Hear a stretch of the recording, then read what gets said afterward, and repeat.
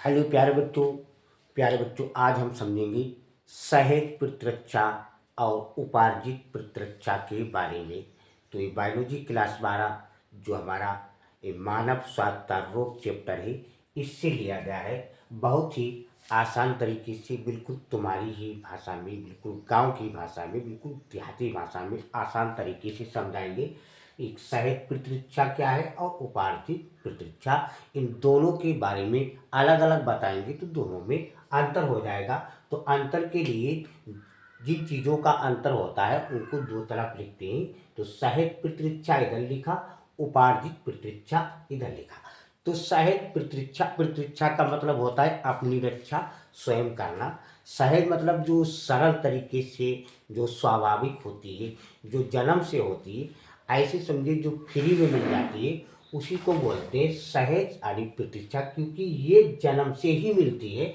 और उपार्जित मतलब जिसे कोई चीज़ कमाई हुई बाद में, जो हम कमाते हैं परिश्रम से, यानी इसका अर्थ क्या हुआ कि ये जन्म के बाद मिलती है।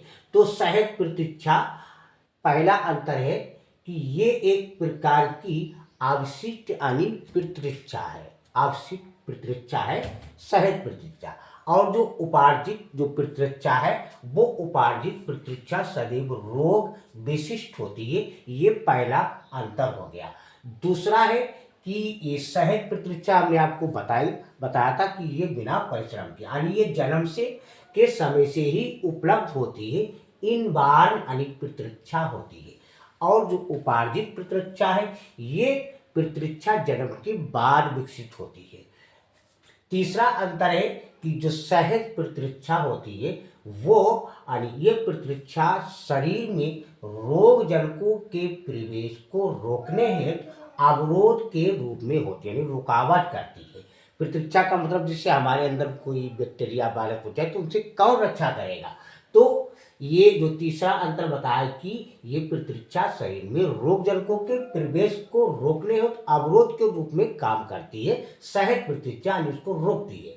उपार्जित प्रतिरक्षा में ये शरीर में प्रवेश पा चुके, अर्थात अवरोध पार कर चुके रोग जनक का सामना करती है उपार्जित प्रतिरक्षा में। चौथा अंतर है कि जो सहज प्रतिरक्षा होती है वो रोग जनक से प्रत्येक बार एक नया सामना होता है, किसी प्रकार की स्मृति नहीं होती। प्रत्येक बार रोग जनक का भरपूर अवरोध किया जाता है, इसको रोका जाता है जो रोग फैलाने वाले होते हैं। और जो उपार्जित प्रतिरक्षा है, इसमें चौथा अंतर लिखेंगे कि रोग जनक से प्रथम सामना होने पर अपेक्षाकृत धीमी प्राथमिक अंकुरिया होती है, बाद में उसी रोग जनक से सामना होने पर स्मृत कोशिकाओं के आधार पर यानी तीव्र यानी द्वितीय यानी दूसरी अंकुरिया होती है। पांचवा अंतर है कि जो सहज प्रतिरक्षा है वो सक्रिय व निष्क्रिय प्रतिरक्षा में यानी भिन्नता नहीं होती। इसका उदाहरण है जैसे त्वचा, म्यूकोसा, आंसू, आमाशय का अम्ल या भक्षी कोशिकाएं, ये प्रतिरक्षा सहज प्रतिरक्षा में आती है। और जो उपार्जित प्रतिरक्षा है, इसमें सक्रिय व निष्क्रिय प्रतिरक्षा में भिन्नता होती है, परंतु एंटीबॉडी के स्रोत पर।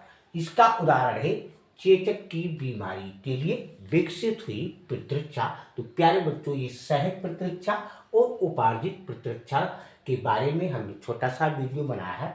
वीडियो अच्छा लगा हो लाइक, सब्सक्राइब, कमेंट, शेयर अवश्य कीजिए।